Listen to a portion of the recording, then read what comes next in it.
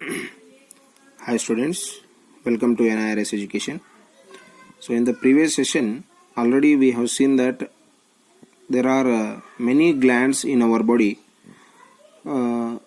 which are going to secrete the different types of the hormones. So each hormone is going to play a very important role in our body's activities. So the pituitary gland, which is located just below the brain, thyroid gland, which is located in the neck portion, adrenal gland positioned on the kidneys, pancreas that is present in the abdominal portion, and the testes in male, those are present just below the abdominal portion, and ovaries in female, they are present in the abdominal cavity. So these are the main glands. So other than these, some more glands are there, but in this class we are going to study about these glands. So the thyroid gland, adrenal gland, pancreas, ovary, testes, these are the glands which are going to work in the commanding of the pituitary gland. They are working under the commanding of the pituitary gland. That's why this pituitary gland is considered as the master gland. So this pituitary gland is going to secrete many hormones like the growth hormone, ACTH, ADH, AT, LH hormone, luteinizing hormone, adrenocorticotropic hormone, antidiuretic hormone, growth hormone. So many hormones are going there, which are going to be produced by the pituitary gland.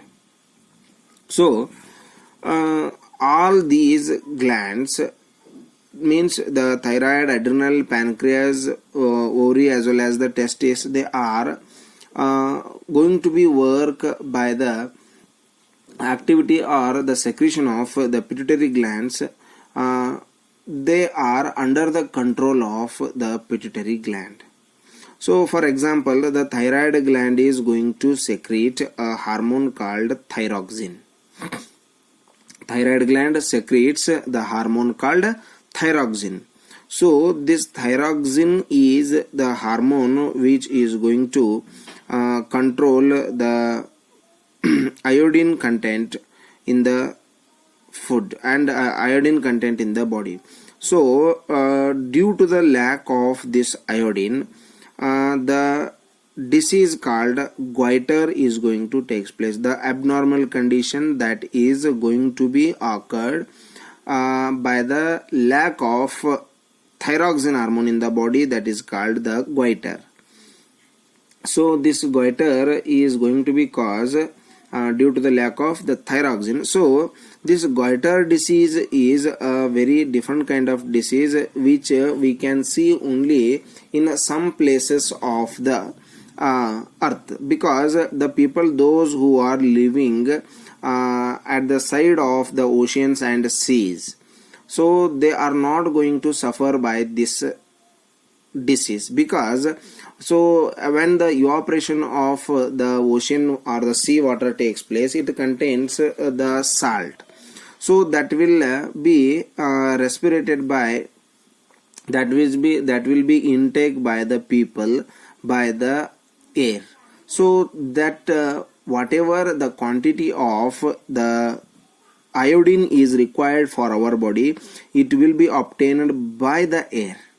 So they will not get such kind of diseases. And the people, those who are so far from the oceans and seas, if they are not getting the proper amount of salt or the iodine content in their food, such people, they will suffer by these kinds of diseases. So that is called the goiter. So this will be takes place by the lack of the thyroxine hormone that is produced by the thyroid gland. And not only the thyroxine, The insulin is also one of the very important hormone which is secreted by the pancreas. So here the I hope you have heard about the disease called diabetes or the sugar. So sugar is the normal language, so the scientific name for the disease is the diabetes.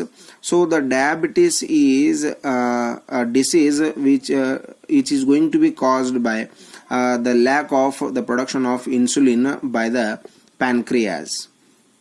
So in the insufficient quantity of the insulin, the people will suffer by the disease called the diabetic. So like that only in our body there are so many hormones are going to be produced. So such as the adrenal gland that is going to produce the adrenaline hormone, the testis, as we already discussed about the testosterone, it is going to be produced, and the gland called the ovary in the females that is going to produce the two different hormones, that is estrogen and progesterone. So these are all the hormones which are going to control the activity of human beings in the different stages of their life. As the growth is going to take place, according to the growth and the physical changes that are going to take place, they are all controlled by the hormones. So such as the growth hormone which is secreted by the pituitary gland, that is going to control the complete growth of the person.